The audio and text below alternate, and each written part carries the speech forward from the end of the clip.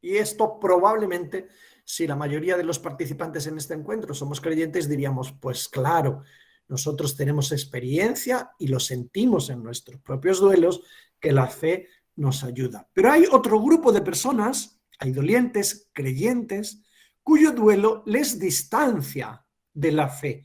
Y Arnaldo se refería a esto también ayer, como hay personas que dirigen la rabia, no solo la pregunta que decía también Cliserio, ¿no?, de por qué a mí, sino la rabia contra Dios y contra todo lo que lo represente, como puede ser la institución de la Iglesia, incluso abandonando las prácticas. Hay un tercer grupo de personas no creyentes que mantienen su increencia con ocasión del duelo y siguen como estaban, con el dolor, pero sin aprovechar, sin convertir la experiencia del duelo en oportunidad de acceso a la fe, aprovechando de la vulnerabilidad. Pero hay un cuarto grupo que efectivamente también hay dolientes que, estando alejados de la religión y del cultivo de la dimensión espiritual, al menos cristalizada en una fe concreta, con ocasión del duelo se acercan a la fe. La vulnerabilidad, el sinsentido, la necesidad de un tú trascendente, de agarrarse al dinamismo de la esperanza, de pensar en un más allá, a un grupo de personas les engancha, les hace que se enganchen y, a partir de la experiencia del duelo, inician nuevos caminos de cultivo de la dimensión espiritual, en concreto también en expresión de creencias. Adelante, Omar. En la literatura reciente, desde mi investigación, lo que estoy encontrando es que es sobre todo en el mundo de la enfermería, más que en otros espacios, donde se están haciendo incursiones para afirmar cosas como estas, que la dimensión espiritual hace bien a la salud. Es uno de mis últimos trabajos también, Espiritualidad y Salud, en la editorial Salterre, ¿no? Porque genera en las personas salud en general, por lo tanto también la salud necesaria con ocasión del sufrimiento por la pérdida de un ser querido. Creer o cultivar la dimensión espiritual genera mayor confianza y seguridad, refuerza, esto es obvio por otro lado, refuerza la dimensión solidaria, porque nos permite, no solo nos encontramos en el templo, sino que nos encontramos en la sensibilidad ante el sufrimiento del prójimo, también del prójimo creyente como yo, y ahí se activa la respuesta de Cáritas, que en algunos sitios es tan significativa, tan poderosa, ¿no? Bueno, hay un autor que se convierte en referente particular, que es Pargamen, que es uno de los mayores estudiosos entre la relación de la relación entre la dimensión espiritual y la salud y el sufrimiento. Nosotros, sin acudir a autores como Pargamen u otros, bien sabemos que el cultivo de actividades como las plegarias de intercesión o de agradecimiento, nos referiremos después a esto, ¿no?, la promoción de valores éticos, pues refuerzan el afrontamiento del duelo justamente por estos valores y estas claves que nos vienen desde el mundo del cultivo de la dimensión espiritual y religiosa. Adelante. Vamos a adentrarnos a continuación en las 7 tareas espirituales del duelo que vendrían a corregir, a complementar el modelo de William Borden, a enriquecerlo, ¿no?, sabiendo que nos estamos refiriendo no solo a una religiosidad concreta, la más común entre nosotros, que seguro que es el cristianismo, sino a esa dimensión espiritual que entendemos como sed profunda, honda, de sentido, de trascendencia, que para algunos, solo para algunos, se traduce en un cultivo habitual de una relación con Dios y de una relación con la comunidad, y que desencadena en muchos de nosotros, justamente porque somos creyentes también, se nos han encendido los motores para desencadenarnos una sensibilidad ante los dolientes. Y hemos creado, en España hay ahora 35 centros de escucha. Han nacido todos a la sombra de ese que os refería, de 1997, el primero, ¿no?, San Camilo. Bueno, pues todos han nacido justamente poniendo en valor el acompañamiento que nace desde las convicciones religiosas. Qué bien que las motivaciones religiosas generan solidaridad, servicio. Siempre fue una obra de misericordia el acompañar en torno al duelo, lo formuláramos como enterrar a los muertos o como consolar al afligido o de otras maneras, formulados de diferentes maneras, ha sido siempre una expresión de nuestros valores también religiosos. Bueno, pues vamos a nombrar adelante, Omar. Vamos a nombrar las 7 tareas que son el resultado de este trabajo de campo realizado en los meses pasados con 766 personas a lo largo de este año 2021, por lo tanto es un trabajo de actualidad y las voy a ordenar, primero las voy a nombrar, después voy a comentarlas y después podemos abrir otro futuro que será el vínculo entre ética y duelo para que quede abierto y sin afrontar, pero al menos nombrado. Vamos a agrupar las tareas del duelo en torno a las 3 dimensiones del tiempo: el pasado, el presente y el futuro, sencillamente por poner orden. Bueno, pues vinculadas con el pasado podríamos encontrar estas 2 tareas que, si queréis, en algún momento podríais decir son 3 o son más. Bien, primera tarea, recordar sanamente. Y ahora iremos una por una. Segunda tarea, quizás derivada de la primera, agradecer y perdonar. Y a ver hasta dónde nos dan de sí estas tareas, trabajos, desafíos, caminos, verbos a conjugar en el proceso del duelo desde la dimensión espiritual a las que los modelos psicológicos les han dado un poquito de atención, pero menos porque se han centrado más en la dimensión psicológica. Centrados en el presente, tendríamos estas 3 o conjunto de tareas. La tercera, la primera para el presente, celebrar y ritualizar, que después desplegamos y concretamos en diferentes implicaciones. La cuarta, segunda del presente, significar y compartir en intimidad, y entre paréntesis pongo orar, entendiendo que quiero decir con orar justamente compartir en intimidad con lo más íntimo de nosotros mismos. San Agustín diría con Dios mismo. Y quinta tarea espiritual, con todas las implicaciones que esto tiene, que no son solo, es decir, que afectan a cuestiones también relacionales y emocionales y por lo tanto psicológicas, ¿no? La de acoger la herencia. No pensemos solo en la herencia material, pero también, y después nos paramos, y el legado espiritual que nuestros seres queridos de alguna manera nos pueden dejar, porque lo han hecho expresamente al despedirse al final de su vida, o porque después de fallecer, incluso de manera súbita, entendemos que tenemos que honrar la memoria de nuestro ser querido de alguna forma, dando vida a lo que hemos heredado en clave valórica de nuestro ser querido, no solo de nuestros padres, sino que puede ser también de nuestros hijos en este sentido espiritual. Y relacionadas con el futuro, pues aparecen otras 2 tareas o conjunto de tareas. Una, como no podría ser de otra manera, en realidad con esta empecé yo a corregir el modelo de William Borden en mis palabras, en mis escritos, ¿no? Decía, hay que añadir, decía yo, y lo he hecho también en México, decía yo, hay que añadir una tarea que tenga, que diga expresamente el trabajo de cultivar la esperanza, el dinamismo de la esperanza, sin el cual nos morimos desesperanzados. Bueno, hoy le colocamos en su lugar y con todas las demás. Y una séptima tarea de la que me estoy convenciendo cada vez más de la importancia que tiene, la de proyectarse, salir de sí, salir del propio ombligo, porque hasta de la propia pérdida y del propio dolor, porque, atención, hasta los acompañamientos en duelo pueden revictimizar, pueden reforzar el dolor si llevan solo a decir lo que hay que hacer es validar cómo se siente el otro, validar.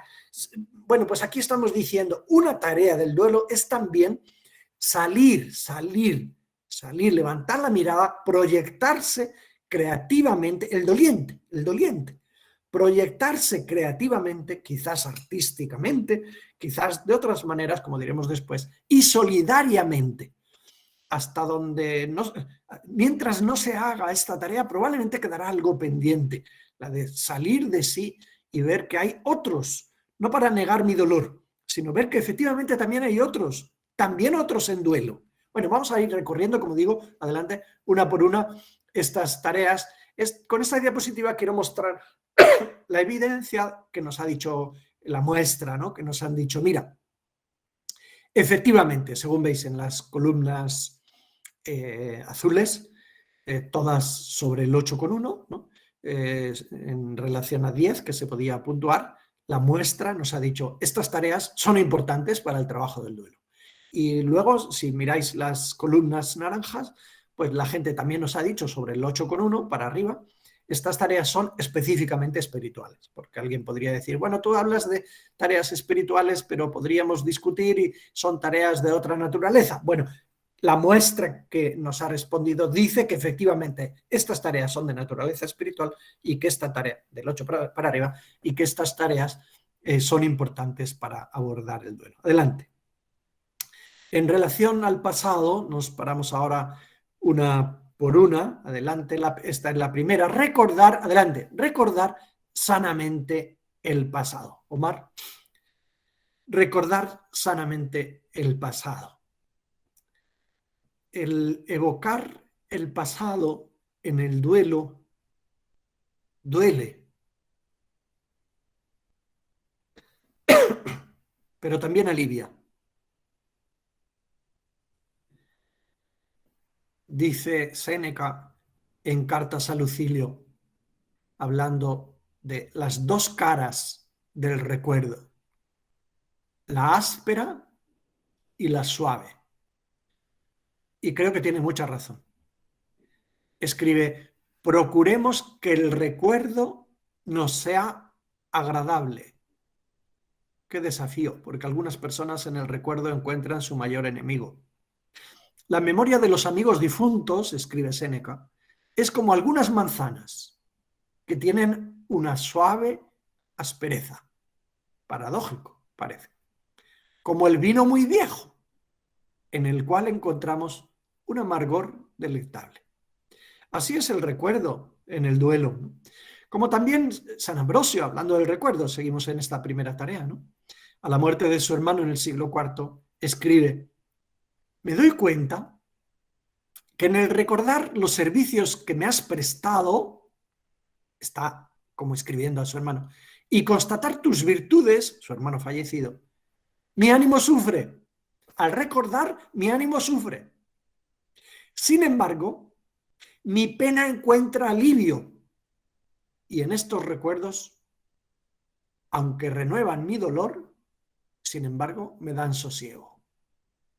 ¡Qué paradoja!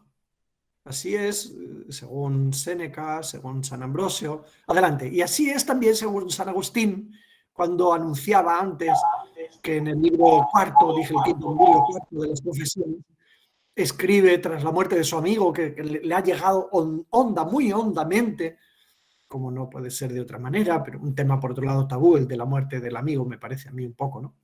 Dice, llevaba a cuestas, rota y sangrante, a mi alma, que no soportaba ser llevada por mí y no hallaba dónde ponerla. Todo, hasta la misma luz, me causaba horror, y todo cuanto no era él resultaba insoportable y odioso, salvo el gemir y el llorar, que solo en esto hallaba algún ligero reposo. Esta liberación que se produce al recordar, cuando el recordar genera también, además de liberación, genera también el llanto y el sufrimiento que tiene que ver en el fondo con la verificación. El recuerdo de la ausencia es una forma de verificación de que no está y por lo tanto es un modo de hacer la primera tarea de Worden, que es la de aceptación de la realidad de la pérdida. Adelante. Y es que esta primera tarea yo la considero muy importante porque decía Owen que lo que es olvidado no puede ser sanado. Lo que es olvidado no puede ser sanado. Por eso, recordar, es decir, en latín, volver a pasar por el corazón, cor cordis, recordar, nos da fuerza también en la enfermedad. Es energía en la que nos va a decir Benedicto XVI cuando escriba, diremos también más veces después, cuando escriba Spe Salvi, en el recuerdo del pasado, en la memoria, está enraizada la esperanza del futuro. Es decir, la vuelta al pasado no es solo para darle vueltas al dolor, ¿no? O para verificar la ausencia, sino que será también una modalidad de reforzar el dinamismo de la esperanza del futuro. Bueno, bien sabemos, como decía ayer el padre Arnaldo Pangrazzi, que algunas personas vuelven para atrás y lo que hacen es, al recordar, idealizar. Y con esto ya fuimos exhortados, si se puede decir así, pues hay que ser prudentes, ¿no? Qué bueno era, y olvidamos cuando venía borracho, o qué bueno era y olvidamos todas nuestras discusiones. Bueno, en este recordar esperemos no caer, digamos, en esa idealización que no nos daría tanta fuerza para hacer nuestro trabajo de elaboración del dolor por la pérdida. Quizás yo estoy diciendo que son tareas que se las añadimos o con las que modificamos el modelo de Borden, quizás otros autores como Bowlby también se han referido a ellas, como Bowlby, que decía, recordar bien es sanar el apego en aquello que el apego no hubiera sido saludable en vida. Bien, pues esta es, adelante, la primera de las tareas que presento y la termino evocando la importancia que le daba San Juan de la Cruz al hablar del manejo del pasado, el manejo del pasado. Él, San Juan de la Cruz, un autor de tanta profundidad, no solo espiritual, sino también psicológica, no precisamente en relación al duelo por la pérdida de un ser querido, pero no olvidemos cuántas pérdidas tuvo que experimentar él a lo largo de su vida también. Él habla del desafío de desembarazarse de los recuerdos que solo hacen sufrir. No nos está proponiendo San Juan de la Cruz cuando nos habla de desembarazarse de los recuerdos, no nos está proponiendo olvidar como estrategia de sanación. No, usa este verbo, desembarazarse de los recuerdos que solo hacen sufrir. Y bien sabemos que hay algunos recuerdos que al cultivarlos, al volver a ellos, lo único que nos hacen es volver, o lo único que hacemos es darle de comer a nuestro enemigo por el modo como lo manejamos. Bueno, San Juan de la Cruz habla también de purificar la memoria, purificar. Verbos que son muy elocuentes, quizás si le tuviéramos delante habría que cogerle de las solapas de la americana a San Juan de la Cruz y decirle, a ver qué me quieres decir con esto de purificar la memoria, ¿no? ¿Cuántos daños, dice él, hacen los demonios en las almas por medio de la memoria? Bueno, con sus palabras es cierto, ¿no? ¿Cuántos daños nos hace el poder del mal? Recordándolo, evocando los traumas del pasado cuando lo único que buscamos es enfangarnos en él o cultivar con excesiva nostalgia y melancolía aquello que fue y ya no puede ser. Y quizás esos sabores de melancolía y nostalgia pueden ser nutridos en exceso de tal manera que lo que más experimentamos en el presente es una ausencia alimentada, no solo constatada, aceptada, sino cuyo dolor lo alimentamos con el manejo del recuerdo. Bueno, San Juan de la Cruz propone el olvido y vacío de pensamientos de la memoria cuando dañan y turban y alteran el ánimo. Cuando, dice él, cuanto más la memoria se desposee, más esperanza tiene el alma en Dios. Bueno, yo espero que esta tarea no signifique para nosotros que la dimensión espiritual tiene que convertirse en una propuesta de olvido de la experiencia del trauma. No es esto lo que estamos diciendo. Ni tampoco que la experiencia espiritual quiera ser un anestésico para el dolor porque nos produce el inevitable recuerdo de lo que tuvimos y ya no tenemos, ¿no? Porque sería deshumanizador pensar que la dimensión espiritual y religiosa lo que hacen es quitarnos el dolor del pasado anestesiándonos el recuerdo. No es esto, obviamente, lo que estamos proponiendo. Segunda tarea, adelante. Segunda tarea también relacionada con el pasado, que la he desplegado en dos, pues Agradecer y perdonar. Yo creo que está vinculada efectivamente con la anterior, ¿no? ¿Qué pasa cuando yo recuerdo? Pues mira, vamos a ver lo que me surge. A lo mejor tengo que hacer un trabajo de sanación de la memoria. Y uno de los modos mejores, a mi juicio, de sanación de la memoria que podemos tener es conjugar el verbo agradecer. Gracias, gracias. El agradecimiento es la memoria del corazón, nos dicen diferentes autores. Gracias. Es lo que me surgió, como sabéis, con ocasión del confinamiento hace 601 días, ¿no? Pues por la noche mandar un audio de 1 minuto, 1 minuto y medio con un agradecimiento por cualquier cosa que tenemos. Y bueno, cada noche sigue habiendo, o cada tarde, cada día, una asamblea interesante que ora conmigo por las noches para agradecer. Bueno, gracias, gracias. Agradecer es una forma de recordar. Es una forma de recordar. En el Centro San Camilo de Tres Cantos, cuando celebramos el Día Mundial de los Cuidados Paliativos, invitamos a los que están en duelo a que vengan a nuestro salón de actos y hacemos un acto cultural y después de escuchar un manifiesto, una expresión, bueno, los que han venido porque han perdido, anterior, los que han venido porque han perdido a un ser querido, anterior, Amar,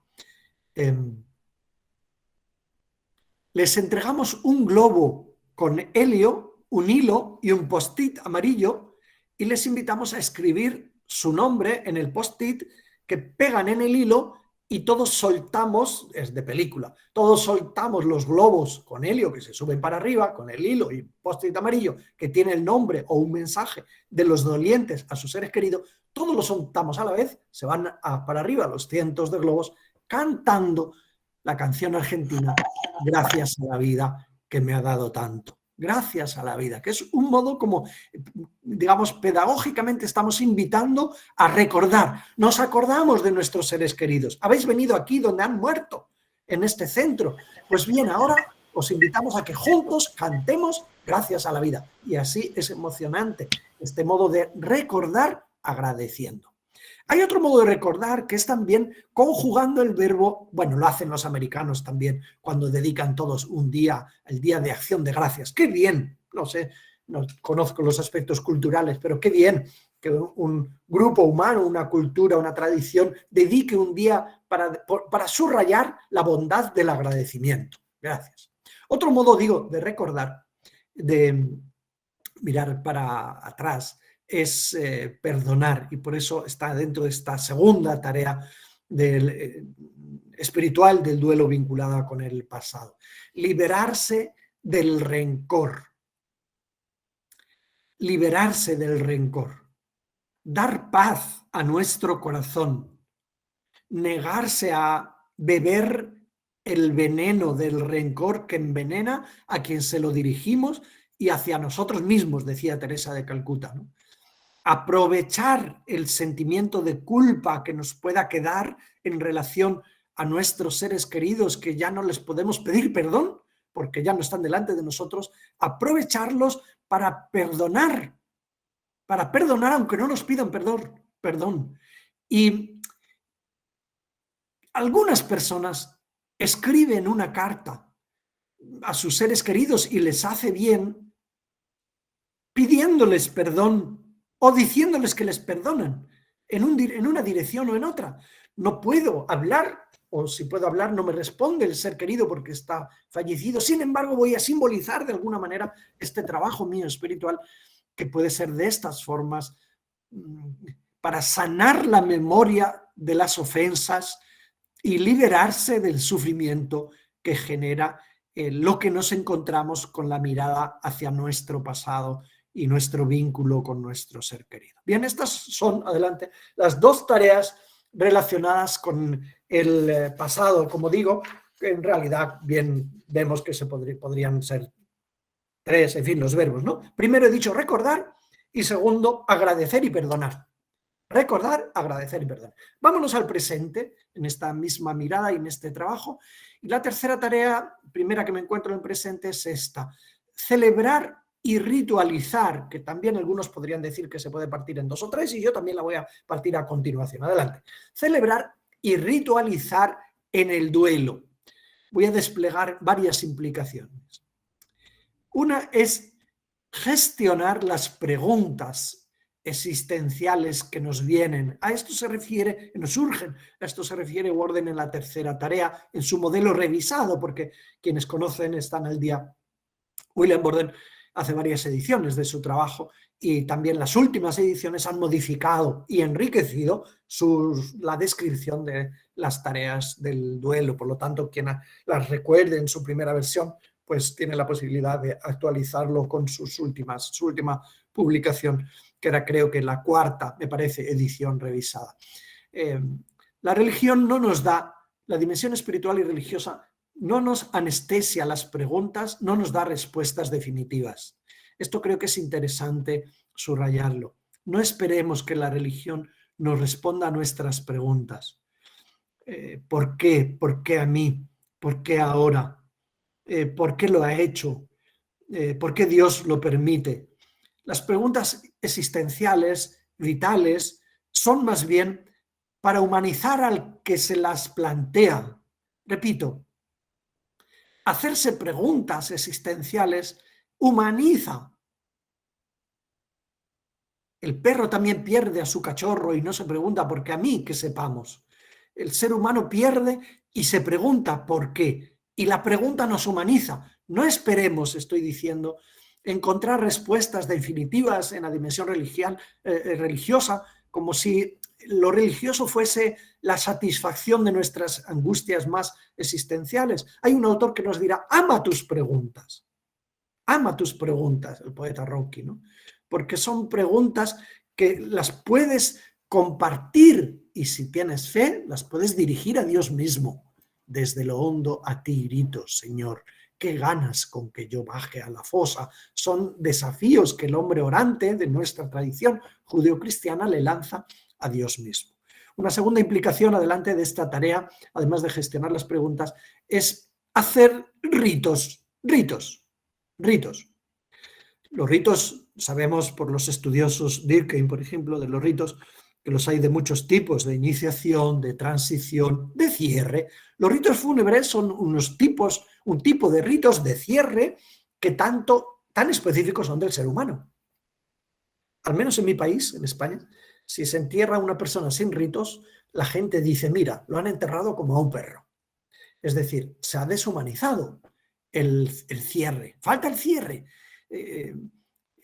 Los ritos fúnebres nos ayudan a separar lo profano, lo cotidiano de los últimos días a lo sagrado, y ahora está la muerte y todo lo que eso evoca, ¿no?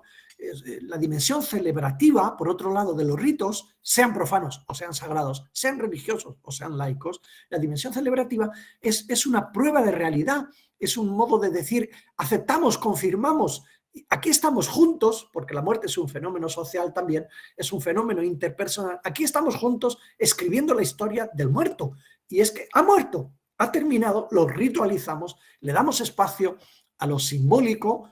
Sabemos el significado de esta palabra, simbólico, lo que une, en griego, lo que une, ¿no? Y nos dejamos habitar por el poder humanizador que tienen los ritos. Pensemos por un momento que también al final de la vida, es decir, en el duelo anticipado de los creyentes cristianos, tenemos la bendita posibilidad de celebrar unos particulares ritos que en cristiano llamamos sacramentos, que ayudan a ritualizar el cierre que aún no se ha producido de manera definitiva porque el nuestro ser querido está vivo. Esperemos que no sean ritos vividos en una intimidad que separa, sino en una comunión. Qué bien esa familia que juntos celebran, participan en el viático y en la unción de enfermos, y pueden saber que el moribundo está o se ha confesado. Qué bien que esto podamos hacerlo, porque son ritos muy particulares, muy especiales, sacramentos en cristiano, que ayudan, preparan, facilitan el duelo post-mortem si los vivimos en el proceso del duelo anticipado o anticipatorio. Una tercera implicación adelante de esta tercera tarea es gestionar lo concreto de la inhumación y de la incineración.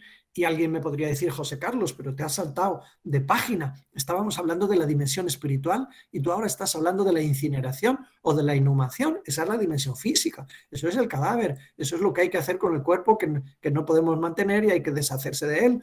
Bueno, y yo estoy diciendo, atención con esto, porque no es solo una cuestión física, ¿no? Es un modo de honrar, de dignificar. No le echamos a los perros, sino que los restos, sino que los llevamos a un lugar que nos atrevemos a decir camposanto, un lugar que será referencia para nosotros, cargada de símbolos, o bien lo incineramos. Y qué bien que también el Magisterio de la Iglesia en 2016 escribió un documento en el que nos daba algunas pistas con proyección universal, con mirada universal, para cultivar la prudencia en todo lo que está pasando en torno a la incineración, que sabemos que es de todo, ¿no? Desde transformar las cenizas en joyas o bien tenerlas en la propia casa cuando no todos están de acuerdo en el núcleo familiar y eso genera algunas dificultades. Bueno, celebrar y ritualizar el presente es una tarea que tiene que ver con la vida del corazón, con la dimensión espiritual a la que me estoy refiriendo. Una segunda tarea del presente, por lo tanto, adelante, la cuarta tarea es significar el sufrimiento y compartirlo en intimidad con aquel que sabemos que nos ama, diría Santa Teresa, ¿no? Que eso es la oración. Bueno, bien sabemos también que a lo largo de nuestra historia los modos de significar la experiencia están influidos también, la experiencia del dolor, del sufrimiento, de la pérdida de un ser querido, están también influidos por la cultura. La espiritualidad se concreta, se da vida también en el cultus, en lo que se cultiva a nuestro alrededor, ¿no? Y un modo de hablar para significar el dolor por la pérdida en el pasado era hay que resignarse, y esto es lo que toca. Y superamos quizás estas expresiones y empezamos a hablar en otros momentos de lo que toca es aceptar. Y Kubler-Ross hablaba de aceptar y Borden habla de aceptar en la primera tarea, Kubler-Ross en la quinta, dentro de su descripción del proceso adaptativo.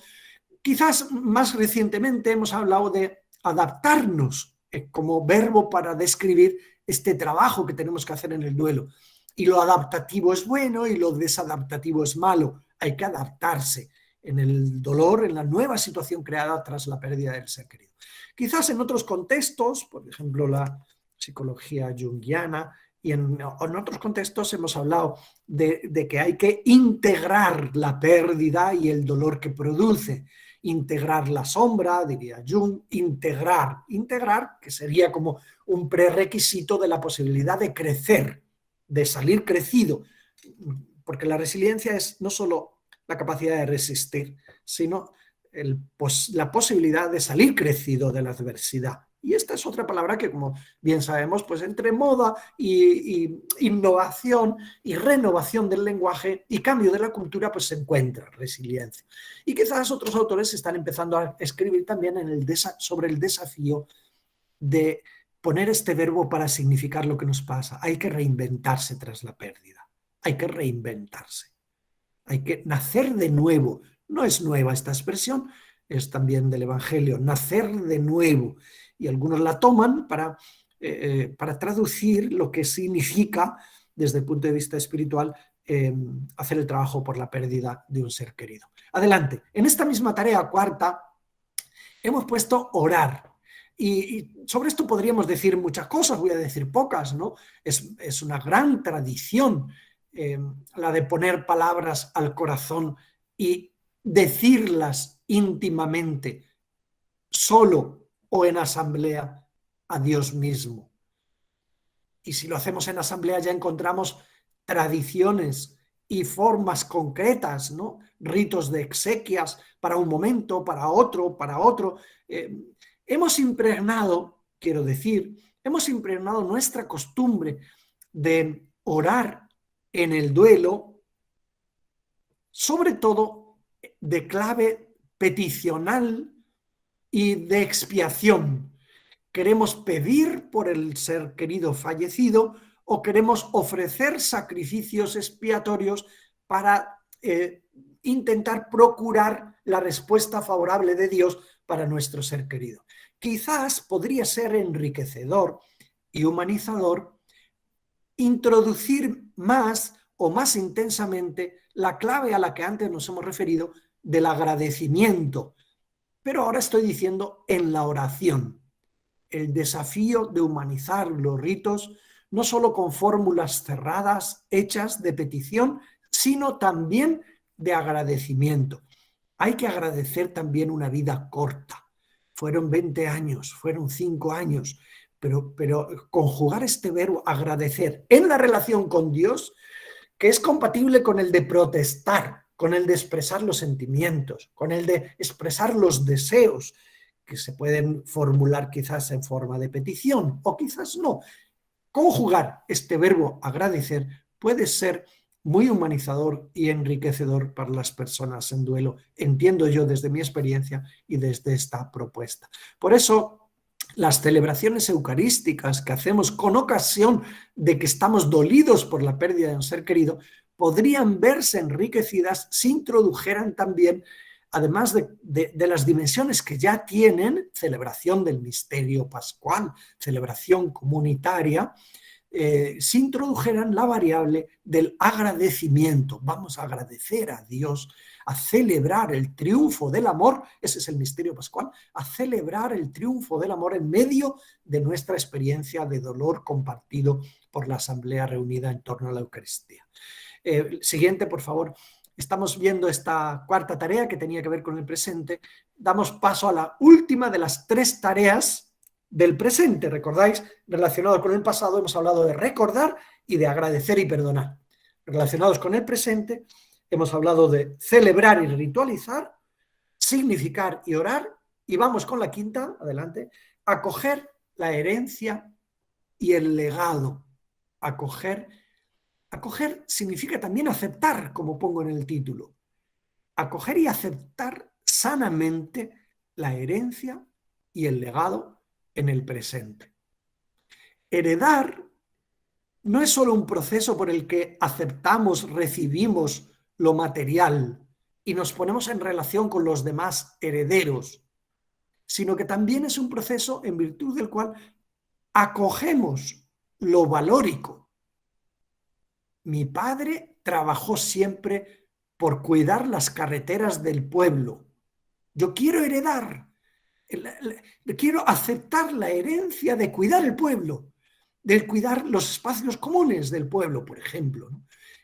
Para honrar así el sentido de su vida. Él encarnó algunos valores, no encarnó todos los posibles humanizadores del ser humano. Si cuidó la ciudad, seguramente que no cuidó la montaña. Si cuidó la montaña, quizás no cuidó los autos, no cuidó la sanidad o la educación. Bueno, pues aquello que cuidó, yo lo quiero honrar heredando de alguna manera, no sintiéndome esclavo, sino heredar sanamente, no sintiéndome esclavo o en deuda obligatoria de tener que seguir el mismo camino. Algunas personas así confunden su vocación y porque mi padre fue médico yo tengo que seguir siendo médico siempre, o mi padre fue, tengo que hacer lo mismo que él. Por eso añadimos este calificativo: aceptar, acoger, heredar sanamente lo recibido, ¿no? En otro estudio que hice, porque estoy compartiendo en este momento sobre las 7 tareas espirituales del duelo, en otro estudio que hice hace algunos años, titulado Las 5 pulgas del duelo, las 5 pulgas del duelo, que terminó siendo un libro también, pudimos afirmar que, según lo que nos decía la gente, la muestra que utilizamos, una de las pulgas, es decir, uno de los aspectos que aumenta la vulnerabilidad, que hacen daño en el duelo, que se instalan como una pulga en un perro y pica, que se instalan en el doliente y pican y molestan, es justamente las herencias. Solo que nos pareció descubrir que era un tema tabú, un tema sobre el que no hablamos tanto, porque enseguida nos desvela también nuestras propias dificultades de nuestras familias. Como sanadores heridos, es muy posible que en cuanto empecemos a hablar de las herencias nos vengan a la mente nuestras propias dificultades en mayor o menor intensidad.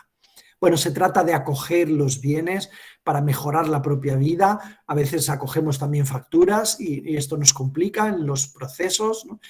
Y se trata de ponerse de acuerdo, esta dimensión de sanar las relaciones que las herencias obligan.